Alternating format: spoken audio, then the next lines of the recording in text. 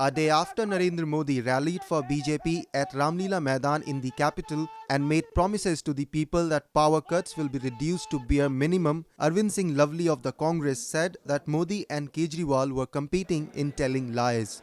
The BJP organized its first massive poll rally led by Prime Minister Narendra Modi on Saturday at Ramlila Maidan. All the senior leaders and 3 BJP chief ministers of Haryana, Maharashtra and Jharkhand shared the dais with Modi. Speaking at the occasion, Amit Shah said he did not know how much development was done during AAP's 49-day rule, but he knew one thing, that they have created a record of lying. Nobody can defeat AAP in lying.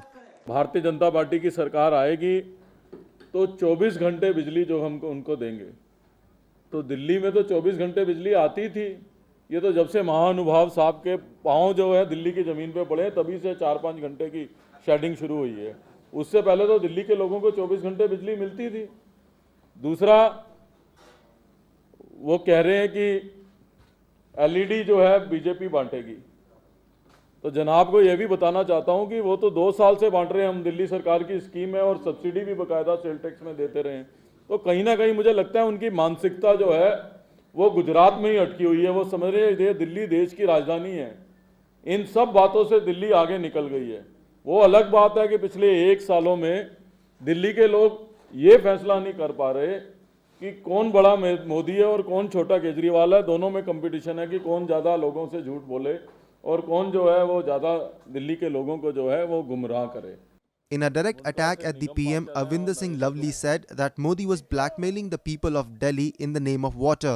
While the Haryana government has talked of helping in Delhi government formation, Lovely said that BJP should ask Haryana to release water for the sake of Delhi so as to ensure proper water supply in the capital. वो कह रहे थे कि दिल्ली के अंदर जो है हम दिल्ली की प्यास बुझाएंगे, दिल्ली में पानी लेके आएंगे अगर दिल्ली में बीजेपी की सरकार बनती है। मैं उनको याद दिलाना चाहता हूं कि वो देश के प्रधानमंत्री हैं और बहुत तकलीफ की बात है कि वो दिल्ली के लोगों को ब्लैकमेल कर रहे हैं कि दिल्ली में अगर सरकार आएगी तो दिल्ली में पानी हरियाणा से लेके आएंगे। और वो ये भूल गए हैं ये कहते हुए कि प्रधानमंत्री रहते हुए ये उनकी जिम्मेवारी है। वाटर रिसोर्सेज मंत्रालय जो है वो केंद्र सरकार के अधीन है और दिल्ली ने 7 मेंबर ऑफ पार्लियामेंट बीजेपी के चुन के भेजे हैं।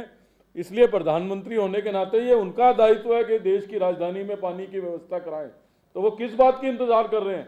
अगर वो जो कह रहे हैं उसमें उनकी नीयत साफ है तो उनको हरियाणा के मुख्यमंत्री को कह के तुरंत प्रभाव से मुनुक नहर में जो है पानी छुड़वाना चाहिए और रात तक पानी पहुंच सकता है अगर उनकी मंशा दिल्ली के लोगों को पानी देने की है। Powered by NNIS.